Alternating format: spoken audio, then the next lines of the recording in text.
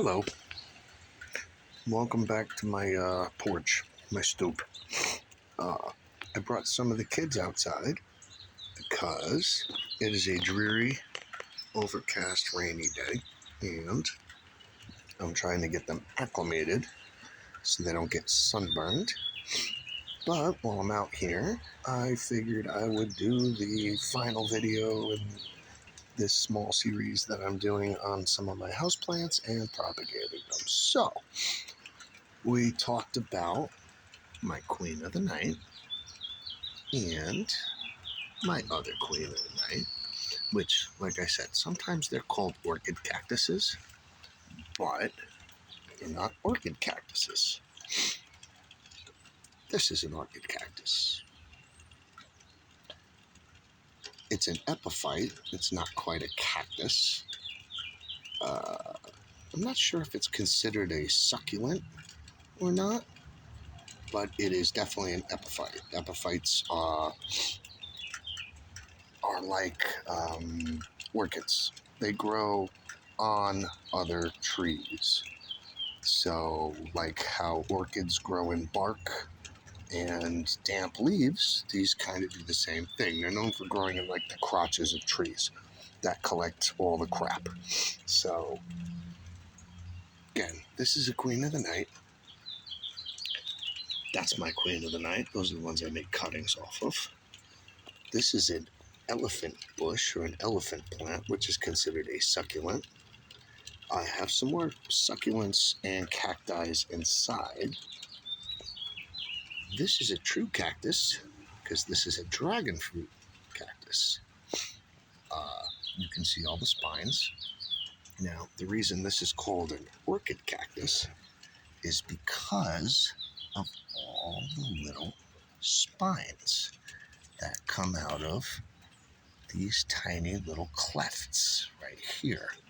It may be hard to see, but they are there.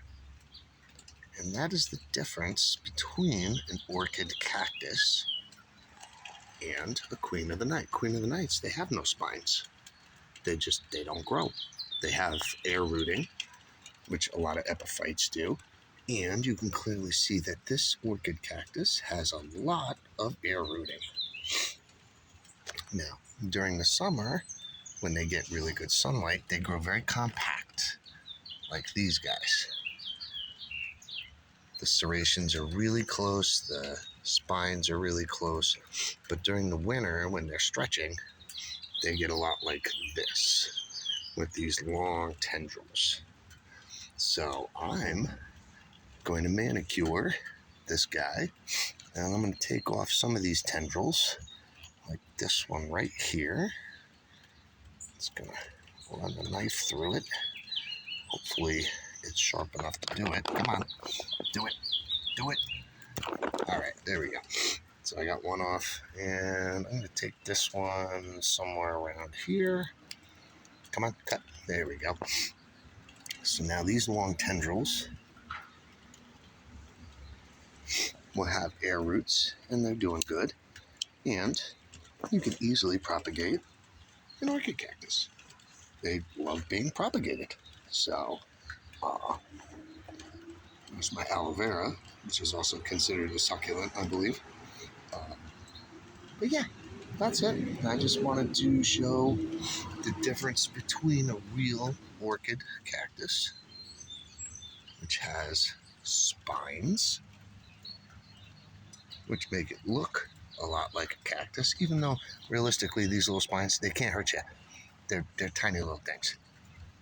They're not like if I were to stick my hand on the dragon fruit. That would hurt a lot more. Those spines are a little tougher. So, yeah, there you go. That's the difference between an orchid cactus and the queen of the night, which is sometimes called an orchid cactus, but it's not an orchid cactus. So, big differences. Like I said, this guy's got all these little spines. You can kind of see them in there. They're there. But that's the big difference between an orchid cactus queen of the night. All cactuses are succulents, but not all succulents are cactuses. And epiphites are considered succulents, but not quite cactuses. So it's a little confusing, and I'm still learning as I go, but that's the difference. Matter of fact, this dragon fruit cactus is air rooting, which means it may be considered an epiphyte, because sometimes epiphytes are considered cactuses, and cactuses can grow as epiphytes. It's very confusing. Matter of fact, I'm looking at this stem on this dragon fruit right here, and I might just have to don a pair of gloves, cut that off, because it's got these air roots, and make another dragon fruit. You know, this one did really good being outside last year. You can see had some really good growth. Again, this one came from stems. This is the stem right here that I got my dragon fruit from.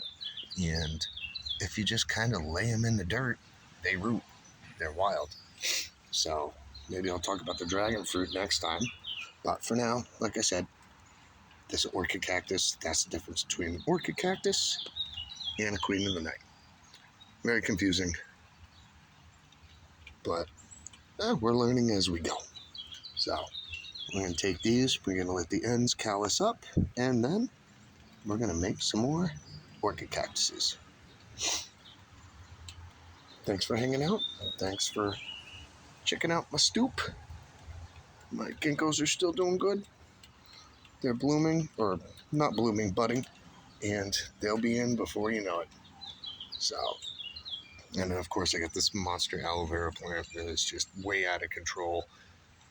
I might have to open this cup up and separate some of these shoots or suckers or babies, because I'll talk about aloe vera next time, but when you traumatize an aloe vera, it bugs out and it makes babies. It's the weirdest thing.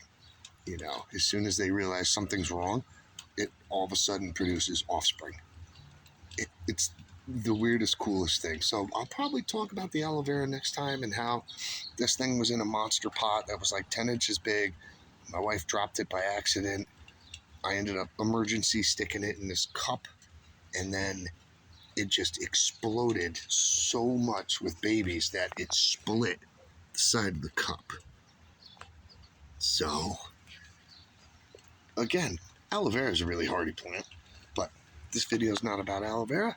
This video is about orchid cactus and the difference between an orchid cactus, a real orchid cactus, and a queen of the night, which is sometimes called an orchid cactus.